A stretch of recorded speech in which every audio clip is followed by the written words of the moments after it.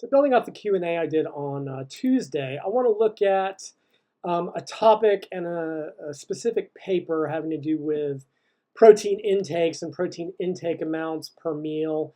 And this will make more sense when I get into it. The title of the paper, as you saw in the header image, is "The Anabolic Response to Protein Ingestion During Recovery from Exercise Has No Upper Limit in Magnitude and Duration in Vivo in Humans," by Jorn Trommelen et al., published in Cell Press Open Access right at the end of last year.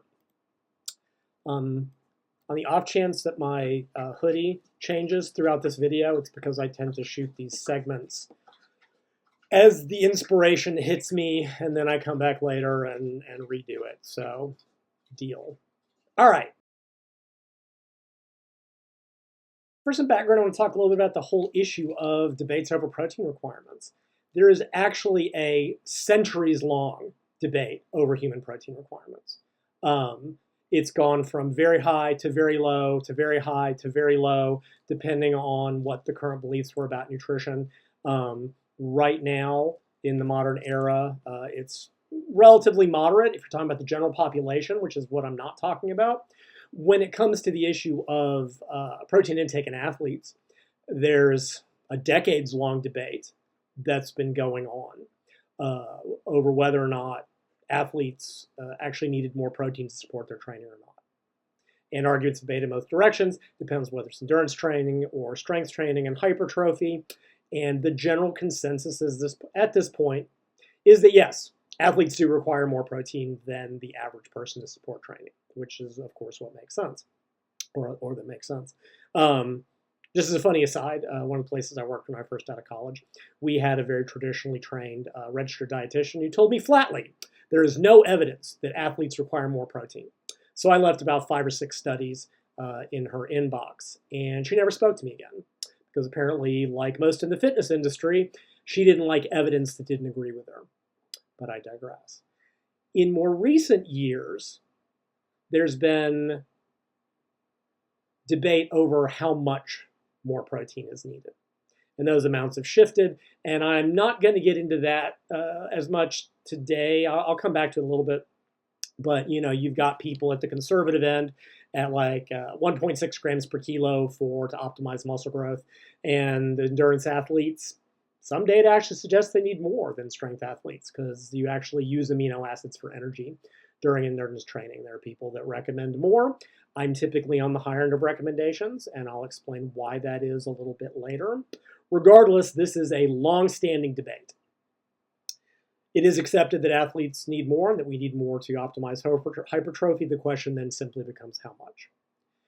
To that, we add the issue, and again, this kind of builds on that Q&A, of timing and protein distribution.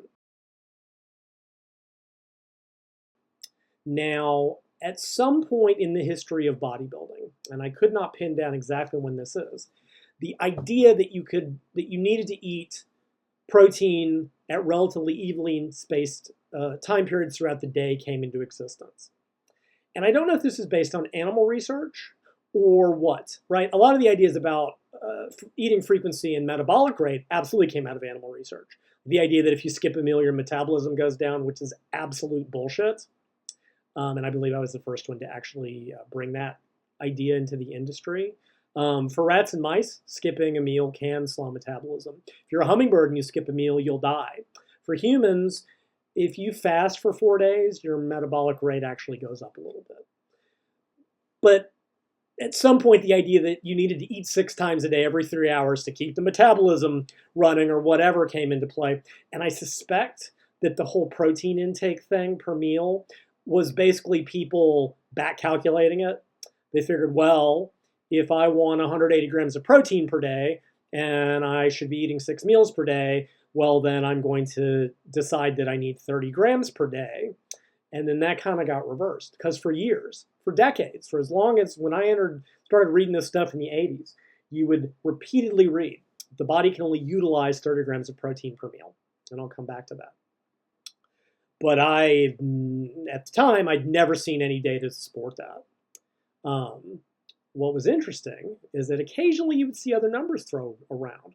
At one point, Metrix, Metrix, whatever you want to call it, started by Scott Connolly, they did some either articles or ad copy saying that the body could use 37 grams or maybe 42 per meal. And as it turned out, their new protein supplement just happened to have 37 grams of protein per serving. What a bizarre coincidence. Almost like this was a bullshit made up value to sell product to the gullible. Almost. Regardless, this idea that you could only use 30 grams of protein per meal was thrown about. But that terminology was never really explained. What does it mean to utilize 30 grams of protein per meal? Does that mean anything in excess of that is wasted? If so, how? Is it undigested? Is it that it is not used by the muscle? Is it burned off for energy? It was never explained what that meant. It was just repeated until everybody believed it. And you had psycho bodybuilders feeling that if they didn't eat protein every 3 hours, their muscles would fall off. If they didn't eat every 3 hours, their metabolism would crash. They would lose muscle, and they would gain body fat, and they would get metabolic damage like Lane Norton sold to people in 2014 because he's a lying narcissistic scumbag, blah, blah, blah. You had people that would tell stories of being at work and sneaking away to eat in the bathroom because it had been 3 hours and they couldn't miss their meal.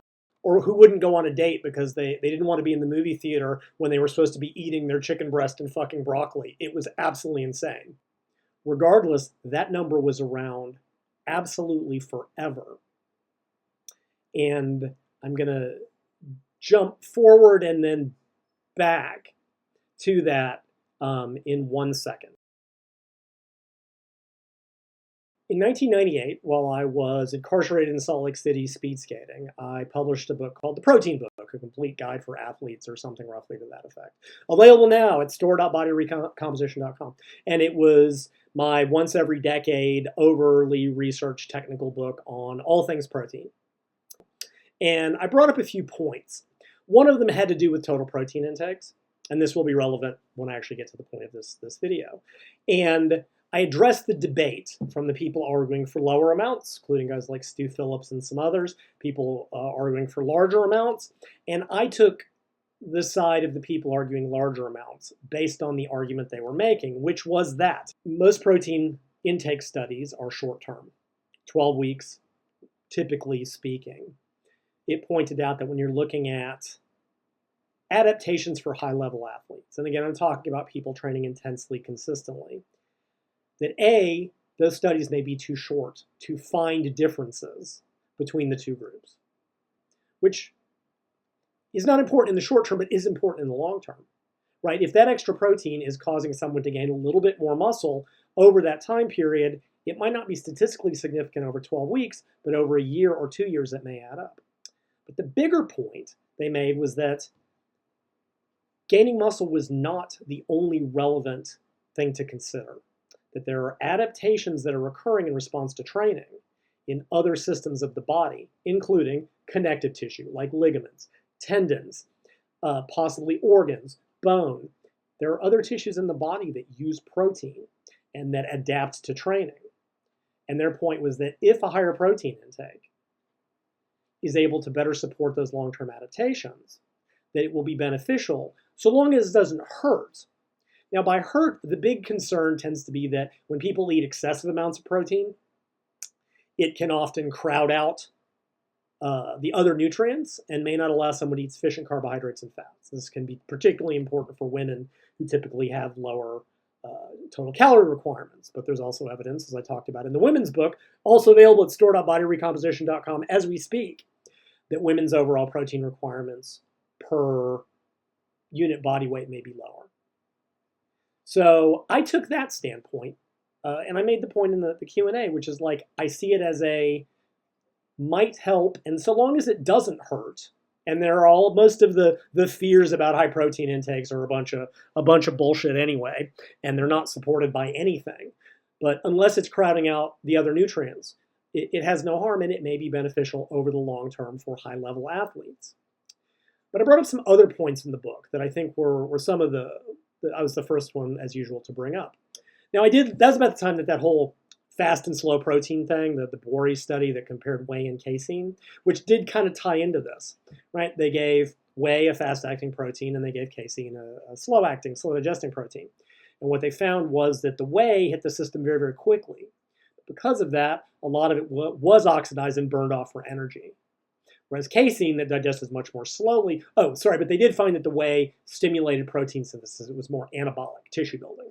The casein, which was digested more slowly, did not suffer the same fate in terms of oxidation, but it tended to have a greater impact on inhibiting protein breakdown. It was an anti-catabolic protein.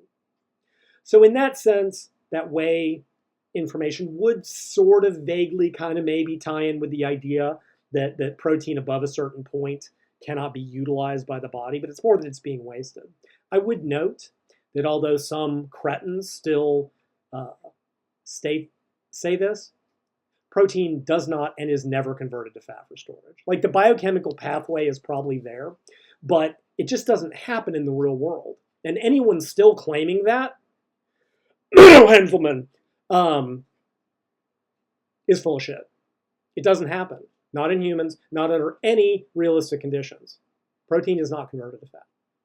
But I digress. Regardless, so whey by itself can be oxidized for energy, but that has a separate issue that I'll also come back to. The bigger point I made in this book, or one of the things again that I introduced, was this: I addressed the idea that you have to eat every 3 hours or you go catabolic. Because as it turns out, and I've been making this point for years before I researched the book, how long a meal will continue providing nutrients to the body depends on several things, including its macronutrient composition, how quickly it digests, and whole foods digests much more slowly than isolated whey protein, but also how big it is, right? The bigger meals take longer to digest due to something called the ileal break. When nutrients hit the intestines, they feed back and tell gastric emptying to slow down. And y'all have all experienced this. Whenever you eat a big holiday meal, you're full for like 8 hours, right? This idea that any meal will be done digesting and releasing nutrients to the body at 3 hours is nonsensical. Now, I suppose if you want a back argument, go, well, if we've divided the day's calories into 6 meals and thus they're very small, they're therefore taking they'll be done digesting 3 hours you need to eat, is true, but you're kind of working backwards. If you have a monster breakfast that's like 1,000 calories, it's going to be digesting for at least 5 hours and possibly more. And I pointed that out. I said this idea that you have to eat 6 meals a day every 3 hours is just nonsensical. The average whole food, reasonably sized meal takes at least 3 to 5 hours to fully digest. And that would be reflected into the 2010s when people would start, saying what I'd been saying for a decade plus, which was that there was no need to eat 6 meals per day, and that meal frequency, within reason, was much less needed, was much less rigid. That, if you were having 3 or 4 meals per day and maybe a snack or pre or post workout or something, that was plenty, that this old idea was nonsense. Again, I was there first. I usually am. And then, of course, when some of the intermittent fasting stuff came out, where people were eating, maybe 2 very large meals once a day, their muscles weren't falling off. We might argue if it was optimal, and I'm not going to get into that, but they seemed to be gaining muscle okay. But again, I brought that up in the protein book, which again, higher protein intakes up to a point.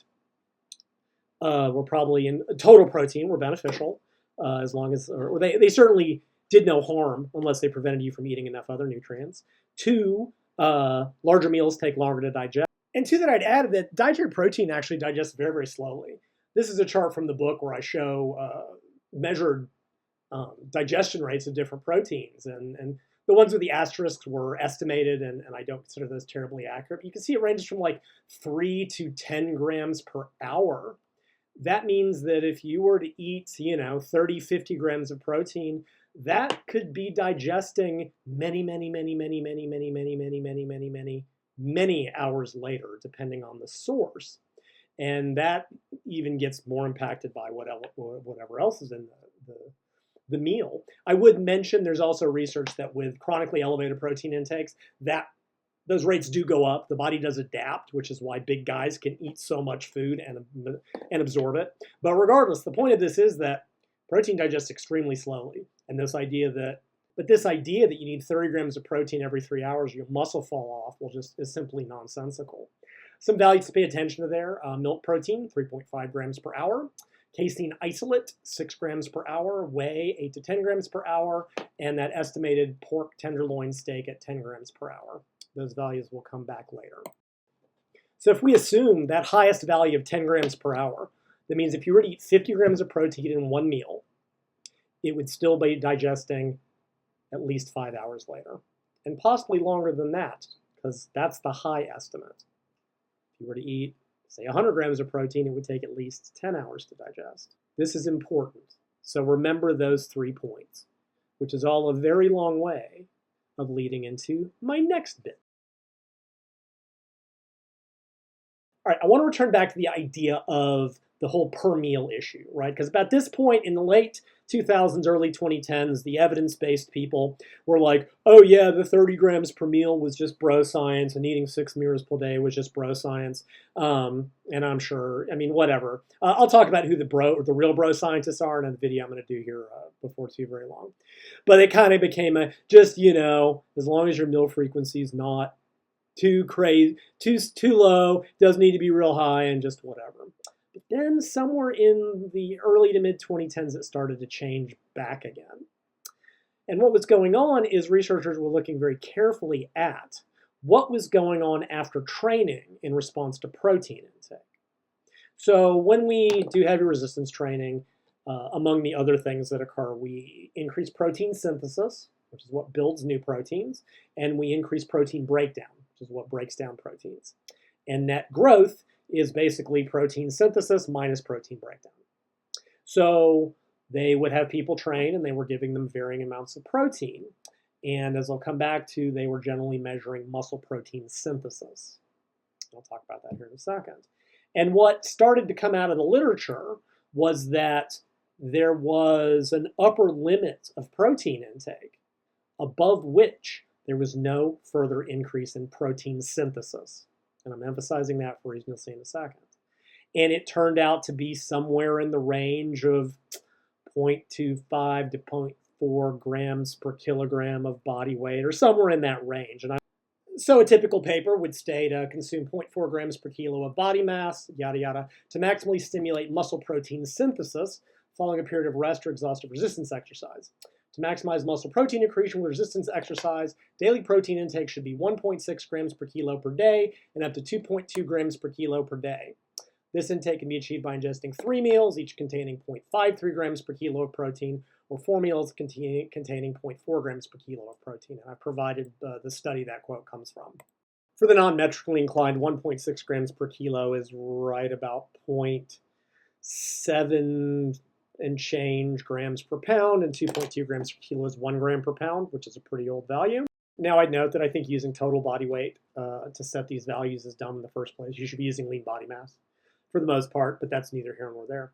But think about those numbers. If we have, say, an 80 kilo lifter, that's 176 pounds, at 0.4 grams per kilo, well, that's 32 grams of protein. And 0.25 grams is whatever that number works out to. It's like 25 grams of protein.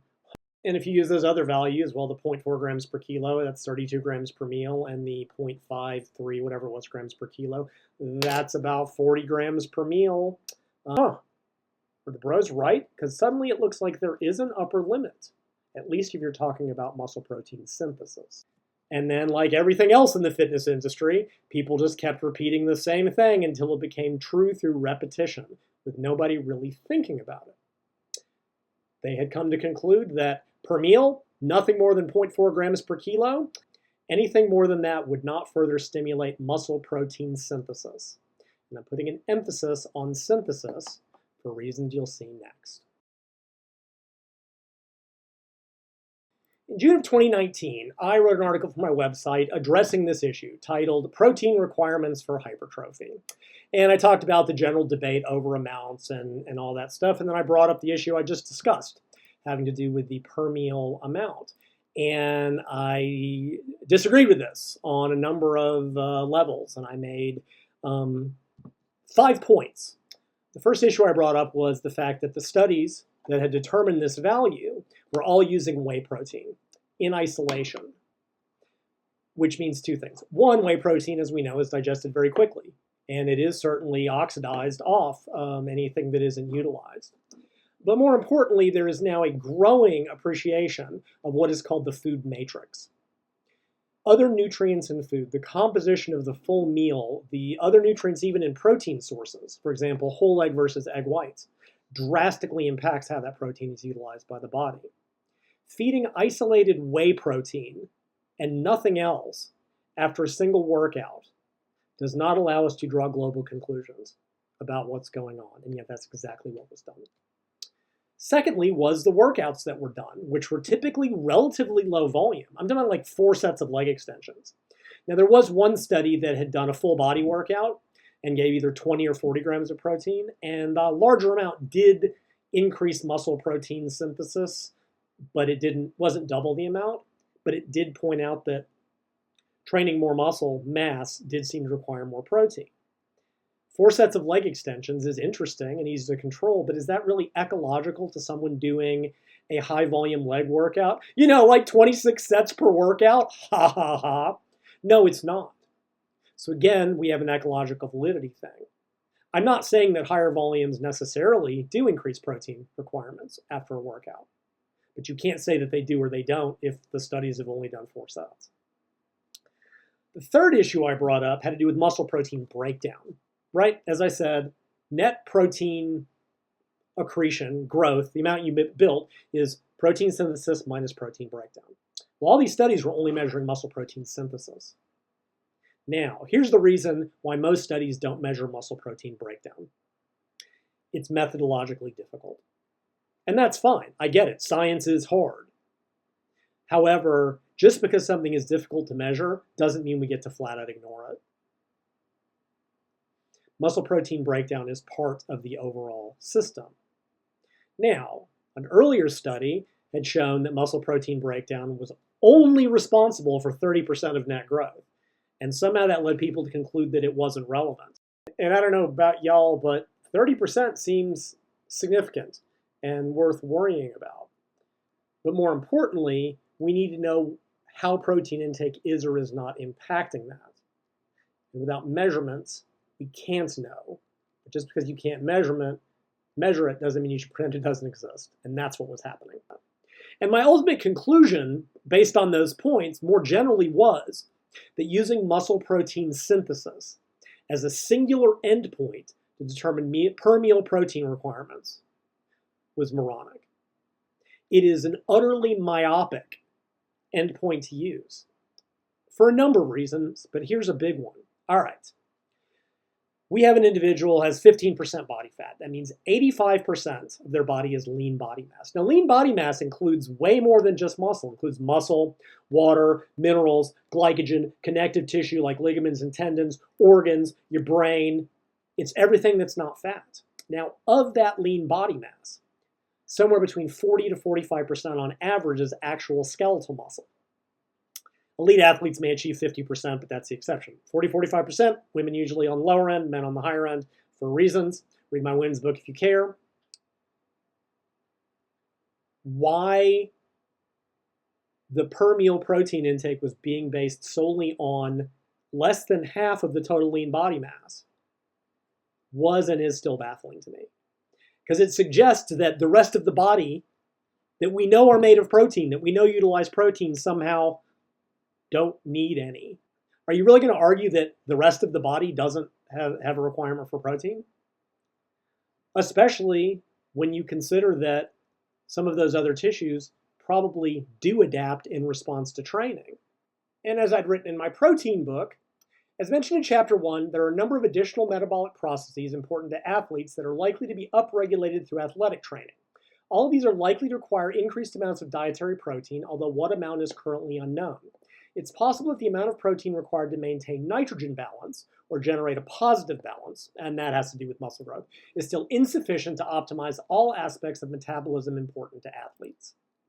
And in that vein, another protein researcher named Robert Wolfe had used larger amounts of protein and actually shown that amounts above 40 grams did increase whole body protein, the anabolic effects in turn, and he found that it increased whole body protein synthesis and decreased whole body protein breakdown.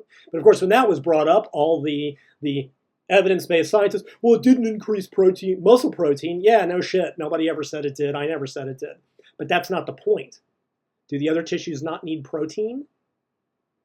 I'd even add to that, we used to think for years that there was no store of protein in the body, that excess beyond a certain point would get wasted. But we know that's not true now.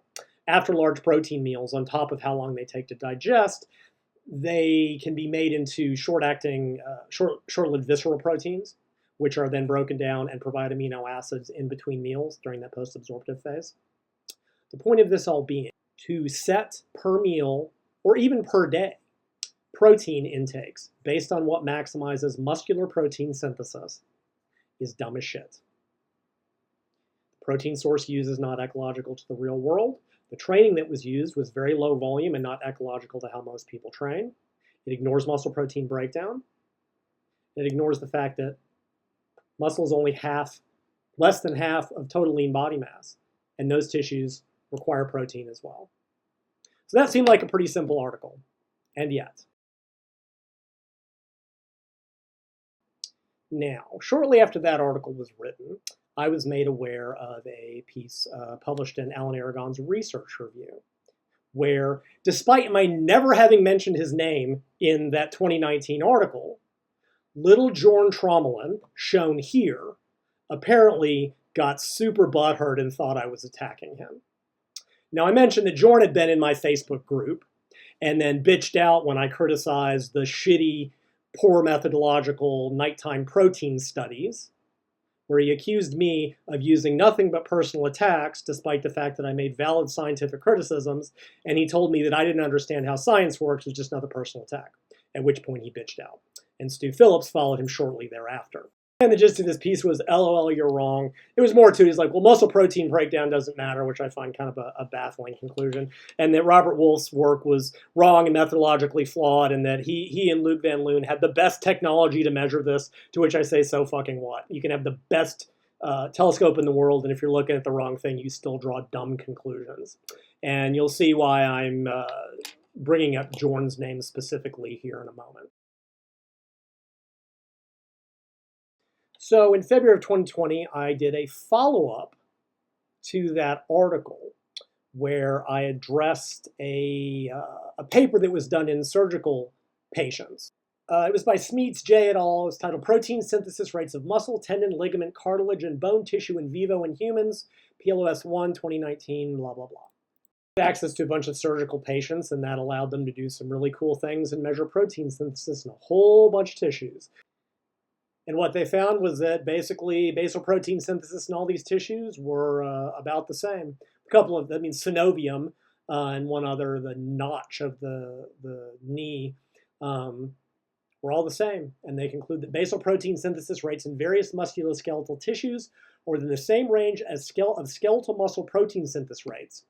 Fractional muscle, tendon, bone, cartilage, ligament, menisci, fat, and synovium protein synthesis rates range between 0.02 and 0.13% per hour in vivo in humans. Think about that within the context of what I've been talking about. All of those other tissues, at least at rest, have the same protein synthesis as skeletal muscle. Ligaments, cartilage, fat cells, bone, they all require protein. So how can using muscle protein synthesis as a singular endpoint possibly be right? On top of that, we know that many of those tissues adapt to training. There was work showing that jumping increases Achilles tendon protein synthesis, and that collagen and vitamin C supports that. We know that these tissues adapt to heavy training. We know that they require muscle protein for that. Now, we don't know how much protein synthesis goes up in those tissues in response to training, but we know that it does. So even if we can't say how much protein they need to support optimal adaptation, it's sure as fuck not zero. It has to be some non-zero value.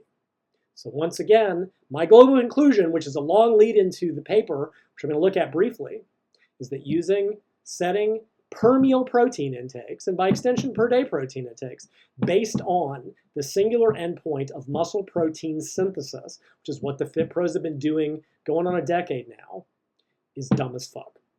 It ignores the issue of what type of protein. It ignores the issue of how much training is being done. It ignores the issue of the fact that other tissues require protein, that they adapt and require extra protein above that level. And I mean very seriously. People could just go, yeah, you don't even do science, but I'm not making esoteric arguments here. I'm not making vague, physiological, made-up arguments. Am I? No, these all seem very simple. And yet, when I make these points, everyone just shits on them, including little Jorn. So let's finally look at the actual paper that I want to talk about. Titled, "The Anabolic Response to Protein Ingestion During Recovery from Exercise Has No Upper Limit in Magnitude and Duration in Vivo in Humans." And if you can see it in the image, you might note who the first author on the paper is. That's right, little Jorn Trommelen. So what did this paper do? And more importantly, why am I being such a smug asshole about it? Let's find out. Given the absurd introduction to this, I'm not actually going to go into the details of the paper that much because it's extremely technical and extremely complicated. But the gist of what they wanted to look at was the claim that anything above 20 grams of protein per meal or thereabouts is the maximum that can really be effectively utilized. So in the introduction, they say, dose-response studies have reported that ingestion of 20 to 25 grams protein is sufficient to maximize post-exercise muscle protein synthesis rates in healthy young adults, with no further increase in muscle protein synthesis rates when larger amounts of protein are consumed. Higher protein intake did not further increase anabolic signaling, and excess amino acids are suggested to be oxidized. Consequently, it is currently advised to distribute protein intake evenly throughout the day, with each main meal providing no more than 20 to 25 grams of protein. To that, they add what I think is absolutely fucking hilarious, stating, though this makes sense based on typical dietary intake patterns in humans, it seems to be at odds with the feeding practices of many animal species in nature that consume large amounts of food infrequently. This is most notable in snakes, in which the ingestion of a large meal, greater than 25% body mass, results in prolonged protein digestion, amino acid absorption, and elevated protein synthesis rates, approximately 10 days, only 5% of the ingested protein being directed toward amino acid oxidation. Which, did that dumb snake diet guy fund this or something? Because, sorry guys, we're not snakes. Regardless, their point was that previous work that had looked at this were using either relatively small to moderate amounts of protein, and also mainly that they were measuring it over relatively short periods of time, 5 hours or less. And to address this issue, they can do what can only be described as a comprehensive study. And I'm not being sarcastic or joking about that at all. This study is insane. Basically what they did is first they produced a radioactive milk protein, and the methods even describes the cow they used and how they did it, if you really want to know. They then had a group of young males perform a 60-minute full-body resistance training program before giving them either 0, 25 grams, or 100 grams of radioactively enriched milk protein. And then they measured an absolute ton of shit for the next 12 hours, including amino acid appearance into the bloodstream, amino acid disappearance, whole body protein metabolism, expansion of the free amino acid pool. Bloodstream and skeletal muscle has a small pool of free amino acids that can be used to be synthesized and broken down and shit. They looked at mixed muscle protein synthesis, myofibrillar protein synthesis, which is the actual contractile tissue and muscle, connective tissue protein synthesis. They looked at muscle anabolic signaling with mTOR. They looked at amino acid oxidation, and they looked at protein breakdown. I'm not joking. Comprehensive as shit. And again, they did it for 12 straight hours. So let's look oh so briefly at the results, just so I can get to conclusions and then explain why I spent so much time on the introduction. So first, what they didn't see. They did not see an increase in amino acid oxidation, and that's probably somewhat due to the form of protein they use, which is milk protein, which is 80% casein and 20% whey. And it tends to be that only when you put in some amount of rapidly acting protein by itself that you see an increase there. So that automatically throws pretty much all the earlier work on this into question, since it used isolated whey protein alone. Secondly, it saw no change, no decrease in whole body protein breakdown. And I cannot explain why that does or doesn't agree with the previous work. It would have been nice if they'd measured muscle protein breakdown, but again, it's a methodological bitch, and that's fine. Neither here nor there, but neither of those things were impacted. Let's look at what they did find. Without going into a bunch of really tedious details, because there's a million graphs, what they found was pretty simple, was that there was a dose response to everything they measured, again, except for oxidation and breakdown, in response to larger amounts of protein. From 25 to 100, there was, over the 12 hours, with the 100 grams of protein, sustained amino acid release into the bloodstream, sustained muscle protein synthesis, sustained mixed muscle protein synthesis, sustained connective tissue synthesis, sustained fucking everything. It simply, it never dropped. It was just steady and steady, and here was 100 and here was 25 over 12 hours. On top of that, even at the 12-hour mark, the protein was still releasing amino acids in the bloodstream, which is consistent with the digestion rates I mentioned earlier in this video and in my book. That 100 grams of protein was still being released into the bloodstream over 12 hours later. And they also mentioned that due to the calculations that they used, that they probably underestimated some of the results anyway. But the point is made. Giving 100 grams of protein all at once simply had a longer, more sustained, and greater impact than giving only 25 grams. They state, we observed higher plasma, muscle, and whole body protein synthesis rates following the ingestion of 100 grams of protein when compared to 25 grams protein and placebo, respectively. The greater metabolic responses were present during the earlier postprandial phase, 0 to 4 hours, but were even more pronounced during the prolonged postprandial phase, 4 to 12 hours. These data support our hypothesis that even very large amounts of dietary protein are effectively utilized to support postprandial tissue anabolism, but will require a more prolonged period for complete protein digestion and amino acid absorption to become available for incorporation into tissues. And that seems fairly straightforward. I mean, basically what it says is that, yeah, you would have to eat protein every 3 or so hours if you only ate 25 to 30 grams of protein. But if you ate an absolute metric shit ton of protein, it just takes that much longer to digest.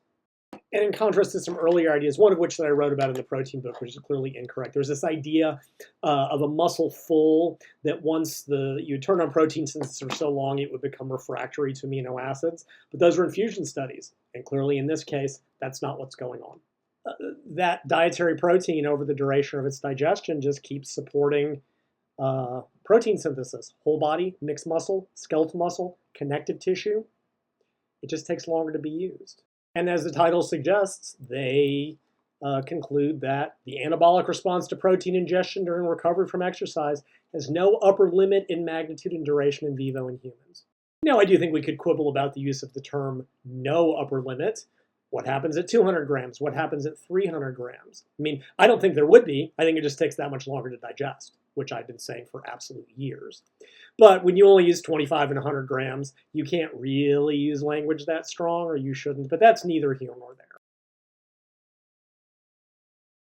Now, there are some limitations, right? It was a one-off study. It is possible that there are adaptations in the long term that make this stop working, although I don't know what they might be. There could be increases in oxidation during the post-absorptive phase. I talk about protein cycling stuff in my protein book.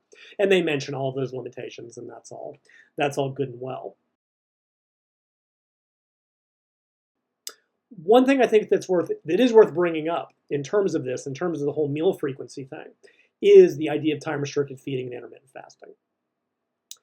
Because this ties into that idea, right? Because there was a study a few years ago that found that, eating protein 4 times a day was better than eating it, I want to say 1 or 2 times per day. But that study used isolated whey protein again. And this clearly points out that that's not right. Because when you look at the digestion rates, when you look at the digestion kinetics of lots of whole proteins, it's clearly a lot longer than most people realize. And when you look at it in the context of time-restricted feeding, what you realize is that all those people that think they're intermittent fasting, following Martin Berkhan's lean gains or whatever, probably really aren't to the degree that they think. So let's think about this conceptually. Let's say someone eats dinner at 8 p.m.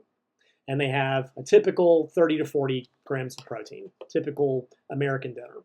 That'll be done digesting by, say, 4 hours later. They get up, they eat breakfast at 8. All right, they've got 8 hours fasted.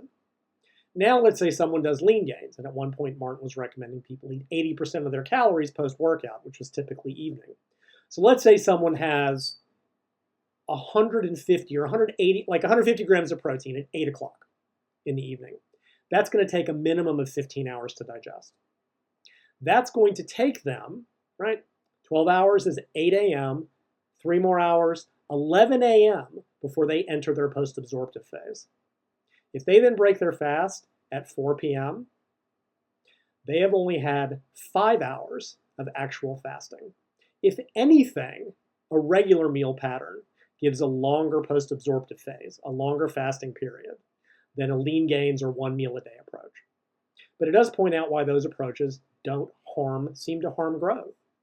If you eat an absolute metric ton of protein at bedtime, it will still be digesting forever. And if you don't eat again until 2, well, you haven't had any longer without protein in your system than if you'd eaten a normal pattern, which is something I mentioned in the Q&A. This whole issue with nighttime protein might matter if your dinner meal was small. But if you were to do something like have 70 or 80 grams of protein at dinner time, it'll still be digesting through most of the night, which means you don't have to have protein right before bedtime. And you sure don't have to wake up in the middle of the night. So let me wrap up. Now, in listening to all that, does any of it sound familiar? Does any of it sound like what I wrote in my protein book in 1998? Does any of it sound like what I wrote in that 2019 article that little Jorn threw such a fucking hissy fit over? Does any of it sound like the 2020 update I did? Clearly, there is no per meal limit because basing it on muscle protein synthesis measured over 4 to 5 hours is dumb. Especially when you're using whey protein that digests quickly, especially when you're using nothing but leg extensions. The whole idea was dumb, and that's what I've been saying all along. That protein clearly is needed to support not only muscle protein synthesis, connective tissue synthesis, mixed muscle protein. They even mention in the discussion, they talk about organs, which they can't measure easily, but that clearly, that's part of whole body protein synthesis. When you eat a ton of protein, not only does it take forever to digest, like I wrote about in 1998, but there are other tissues than just muscle protein that we know require protein even at rest, that we know are likely to increase protein synthesis to adapt to heavy training. After all of this, 4 years after I wrote the article that, again, little Jorn had such a hissy fit over, this just says I was right all along. And I would merely ask, because Jorn has me blocked like all the rest, do you think that little Jorn Trommelen, when this study came out and he crowed about it, had the intellectual integrity to say, hey, I was right all along? Because I guarantee you he fucking didn't. Let me add that this data also points out that current ideas about daily protein intakes may be equally incorrect. Because most of the meta-analyses, most of the numbers get thrown around are looking solely at muscle growth. And that's where they're drawing their conclusions about optimal protein intakes. Well, as this paper shows, as I've been saying for years, since 1998, there are other tissues that may require protein. Even if 1.6 grams per kilo of protein is enough to maximally support muscle growth, it is obviously not enough to maximally support all possible adaptations to long-term training. And no, we still don't know how much they require, but we know it's not fucking zero. And this study proves that I was right about that too. But the point of this is, I was right all along. This insanely comprehensive study proves that I was right all along. There is simply no per meal protein maximum because using muscle protein synthesis as a singular endpoint was and will always be dumb as fuck. Larger amounts of protein simply take longer to digest. You could, honestly, if you woke up and trained at 8 o'clock in the morning and you ate 200 grams of protein right afterwards, you'd be set. It would take a minimum of 20 hours to digest. And that would support growth just as well as eating the supposed per meal maximum every 4 hours. By extension, basing total daily protein intakes on some multiple of a value that's based on the wrong endpoint is equally dumb as fuck. Which is what I said in 1998 when I supported the idea that higher protein intakes might be beneficial to support adaptations above and beyond simply muscle growth. I'm not kidding when I say that it is exhausting being right all the time. And yet after years of people being like, fuck you, Lyle, here we are again. And I was.